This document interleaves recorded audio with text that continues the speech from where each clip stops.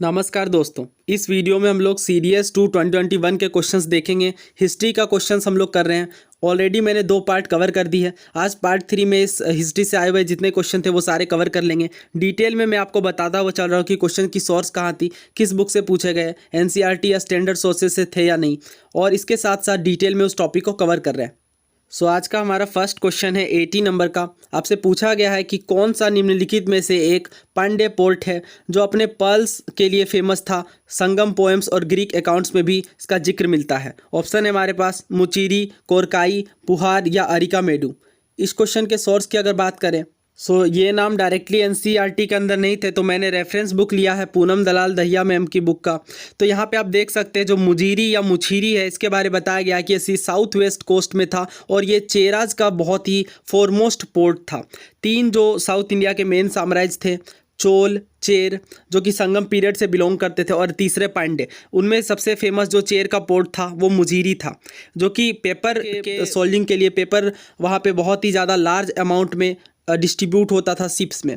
उसके बाद बात की गई है मदुरई की। Madurai was the capital of Pandyas, जो कि बहुत ही फेमस सेंटर था फाइन टेक्सटाइल का और आइवरी वर्किंग का। इसी तरह से कोरकाई जो कि तिरुनवेली डिस्ट्रिक्ट ऑफ तमिलनाडु में है, उसमें पांड्य पोर्ट की बात की गई है। पांड्य पोर्ट की बात कोरकाई में की गई है कि कोरकाई एक बहुत ही फेमस पोर्ट था जो कि अपनी मोतियों के लिए, पर्ल्स के लिए काफ़ी फेमस था। इसी तरह से उरयूर की बात की गई है। उरयूर वाजा चोला पोर्ट। तीनों की मैंने बता दी, ध्यान रख लीजिए, बहुत ही ज़्यादा इंपॉर्टेंट है। आगे भी क्वेश्चन रिपीट हो सकते हैं चेर, चोल और पांड्य में। तो सबसे पहले चेरा का हमने देखा, मुजीरी या फिर मुचीरी चेरा का है। उसके बाद कोरकाई का हमने देखा, पांड्य साम्राज्य से बिलोंग करता है। और उरयूर जो पोर्ट है वो एक चोला पोर्ट था। ये भी बहुत बार अगेन एग्जाम के अंदर पूछा गया है कि जो चोला पोर्ट है वो कौन कौन से थे। तो ध्यान रखिए, उरयूर और पुहार बहुत ही ज़्यादा इंपॉर्टेंट है। इसे आप सीपीयू से याद रख सकते हैं। सीपीयू जो कि कंप्यूटर के अंदर सेंट्रल प्रोसेसिंग यूनिट होती है। सी से चोला, पी से पुहार, यू से उरयूर। क्योंकि ऑप्शन में जब आप देखेंगे ना तो फिर आप कंफ्यूज हो सकते हैं कि चोल का था क्या चेर का था। तो इस तरह से आप इसे याद रख सकते हैं। पुहार और उरयूर चोला पोर्ट है। अगर आप मैप के अंदर देखें तो यहाँ पे मुजीरी और इस साइड में कोरकाई सबसे मदुरई के पास देखने को मिलेगा, और अरिकामेडु पुदुचेरी वाले रीजन में, पुहार उसके साउथ में, और इसी तरह से Masulipatnam. Important ports ancient India के ये हैं। आइए एंशिएंट इंडियन पोर्ट्स को डिटेल में समझ लेते हैं। बहुत बार क्वेश्चंस आते हैं और इसका कोई सटीक सोर्स नहीं मिलता, तो मैंने सारे सोर्सेज को एक साथ कंपाइल कर लिया है। देखिए, Lothal port of course Harappa सभ्यता से संबंधित है। भारत का सबसे प्राचीन पोर्ट माना जाता है गुजरात के अंदर। मुजीरी पोर्ट हमने देखा केरला में है, और किस से संबंध रखता है बताइए, चेर, चोल या पांड्य से। हमने देखा है मुजीरी पोर्ट चेर से संबंध रखता है, बहुत ही इंपॉर्टेंट पोर्ट था। आगे देखिए, पुहार पोर्ट तमिलनाडु में है। अरिकामेडु पोर्ट बहुत ही ज़्यादा फेमस है, ये बहुत बार एग्जाम्स के अंदर पूछा गया है, सिविल सर्विस में भी इवन पूछा गया है। अरिकामेडु पोर्ट पुदुचेरी में है, पुदुचेरी के पास था। और अरिकामेडु एक कोस्टल सेटलमेंट है ट्रेड सेंटर का। इंडो रोमन कोस्टल ट्रेड के लिए वेस्टर्न वर्ल्ड के साथ काफ़ी ज़्यादा फेमस था। भरूच पोर्ट गुजरात के अंदर, कालीकट, कोझिकोड या केरला में, जहाँ पे वास्को डी गामा उतरे थे 1498 में। तूतीकोरिन पोर्ट जो जिसका नाम वर्तमान में वी.ओ. चिदम्बरनाथ पोर्ट है, तमिलनाडु के अंदर। पांड्या पोर्ट समझ लीजिए, बहुत ज़्यादा इंपॉर्टेंट है। पांड्या पोर्ट के अंतर्गत कोरकाई है जो कयाल के नाम से भी जाना जाता है, सलियूर है। ये 2 काफ़ी फेमस पांड्या पोर्ट है। चोला पोर्ट की तो हमने बात की, पुहार और कावेरीपत्तनम। और चेरा पोर्ट था तोंडी और मुजीरी या मुचीरी। और इसके अलावा एक और बहुत ही फेमस नाम ध्यान रख लीजिए, ताम्रलिप्ता। ताम्रलिप्ता जो है वो मोस्ट ईस्टर्न मोस्ट पोर्ट माना जाता है इंडिया का, जो कि ग्रेको रोमन ट्रेड के लिए काफ़ी ज़्यादा फेमस था। ये चीज़ें ऑलरेडी मैंने टेलीग्राम पे पोस्ट कर दी है, आपको लिंक डिस्क्रिप्शन बॉक्स में मिल जाएगा, वहाँ पे आप ज्वाइन कर सकते हैं। इसका करेक्ट आंसर क्या है फिर? Option B, Korkai. Korkai port एक पांड्यन पोर्ट था। अगला क्वेश्चन देखिए, the town of Chisht which the Sufi Chishti silsila derive its name is located in. यानी चिस्त शहर कहाँ पे है जिससे सूफी चिश्ती सिलसिला ने अपने नाम डिराइव किया है? तो ये सेंट्रल अफगानिस्तान के अंतर्गत है। ये क्वेश्चन देखिए ऑलरेडी यूपीएससी सिविल सर्विसेज में एक बार पूछा गया है काफ़ी पहले। और इसके बाद इस क्वेश्चन के सोर्स की बात करें तो जो थीम्स वाली एनसीईआरटी है, सूफी एंड भक्ति मूवमेंट, वहाँ पे दिया गया है। इसके अलावा और भी जो स्टैंडर्ड बुक्स है वहाँ पे भी ये कवर किया गया है। अगला सवाल देखिए, the rules for congregational worship, जो संगत वर्शिप होती है जिसमें इन्वॉल्व होता है कलेक्टिव रिसाइटेशन, किसके द्वारा ऑर्गेनाइज किया गया? गुरु नानक के द्वारा, गुरु अंगद, गुरु अर्जुन या गुरु गोविंद सिंह? जैसा कि मैंने आपको बताया कि जो थीम्स वाली एनसीईआरटी है उसमें भक्ति सूफी ट्रेडिशन चैप्टर काफ़ी इंपॉर्टेंट है। उसी के अंतर्गत अगर आप देखेंगे तो बताया गया है कि Baba Guru Nanak organised his follower into a community. एक कम्युनिटी में ऑर्गेनाइज किया गया। He set up rules for congregational worship, जिसे संगत वर्शिप कहा जाता है, जिसमें कलेक्टिव रिसाइटेशन की जाती थी। He appointed one of his disciple Angad to succeed him as the preceptor and this practice was followed for nearly 200 year. उसके बाद उन्होंने अपने एक शिष्य अंगद को सक्सीड करने के लिए कहा और इस तरह से ये 200 सालों तक लगभग चला। हमने देखा कि जो संगत वर्शिप है कि इन्होंने स्टार्ट किया गुरु नानक। ऑप्शन ए यहाँ पे करेक्ट है।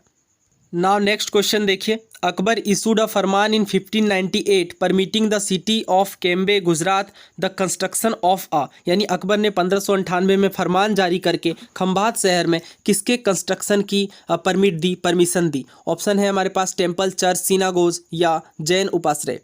अगेन थीम सीरीज़ की एनसीईआरटी से ही हिस्ट्री के ज़्यादातर क्वेश्चन आते हैं। पेज 150 आप देख सकते हैं themes in Indian history part 2 का। यहाँ पे बात की गई है एक खंबात में एक चर्च की। This is an excerpt from a farman, एक इम्पीरियल ऑर्डर जो कि अकबर के द्वारा 1598 में इशू किया गया। उसमें खंबात में एक चर्च बनाने की अनुमति की बात की गई है।